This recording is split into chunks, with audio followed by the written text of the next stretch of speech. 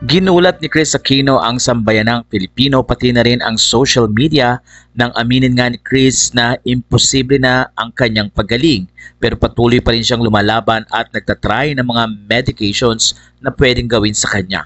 Ayon kay Chris, may problema na rin ang kanyang puso pati na rin ang kanyang lungs kaya naman hiling niya ang patuloy na panalangin ng mga fans pati na rin ng kanyang mga kaibigan na sana nga daw ay ma-extend pa ang buhay niya para abutan pa niya ang pagiging 18 years old ni Bimbi. Pero sa puntong ito ay tila nawawalan na rin ng pag-asa si Chris na kaya siya patuloy na humihingi ng panalangin sa mga fans.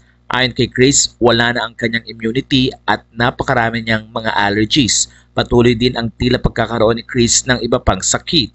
Kaya naman sa puntong ito ay hindi na iwasan ng kanyang mga kaibigang artista ang magbigay ng mensahe at ayon nga sa kanila ay patuloy nilang ipapanalangin si Chris Aquino. Ayon kay Vina Morales, love and prayers to you, Chris. Nag-react din si Aga Mulak at bumati ng birthday. Ayon sa kanya, happy birthday Chris Aquino. Sabi naman ni Ogel Casid, happiest birthday dear Mare, the Lord bless you and heal you. Nagbigay din ng pagbati si Arnold Clavio at ayon naman kay Conor Reyes, happy birthday Chris. Sa puntong ito ay bumuhos ang pagbati ng kanyang mga kaibigan at patuloy nga ang kanilang panalangin para kay Chris. Ayon kay Dayan Castillejo, hi Chris, claiming God's promises of healing for you. Here is one of them, Psalm 118 verse 17. I will not die but live and will proclaim what the Lord has done. Nagbigay din ng pagbati ang aktres na si Lorna Tolentino. Happy birthday Chris, healing prayers. Ayon naman sa fans at mga kaibigan ni Chris, patuloy nilang isasama sa kanilang pang-araw-araw na panalangin ang paggaling ni Chris Aquino. Sinabi ni Darla ang ganito, walang last birthday, more birthdays to come. Nananalig ako ng buo, you'll get better. The blood of Jesus will be sprinkled over you. Your prayers and desires are heard. Amen at Chris Aquino, happy birthday. Ito naman ang pagbati ni Pin Antonio. Nagbigay din ng kanyang pagbati si Darren Espanto. Happy birthday tita, you're always in our prayers.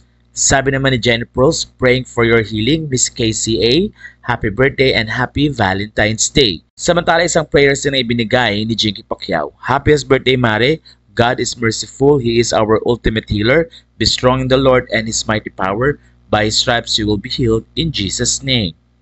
Samantala maraming mga fans ang natuwa sa mensahe ni Angeli Valenciano na kung saan ay sinabi nito na huwag mawala ng pag-asa si Chris dahil katulad ng nangyari kay Gary V ay isang miracle ang nararanasan ng kanyang asawa. To a dear friend Chris, a blessed birthday. Nothing is impossible with God. Look at Gary, he just had 2 stents inserted into his left main artery last February 3. Ituloy ang laban. Sabi naman ni Cheska Kramer, happy birthday Ate Chris. I pray that the Lord grant you full healing. God bless you always. Hindi sumusuko ang kanyang mga fans pati na rin ng mga kaibigan na nananalangin para kay Chris Aquino at naniniwala nga sila na walang imposible kung ang Panginoon na magbibigay at sasagot sa panalangin ng bawat isa.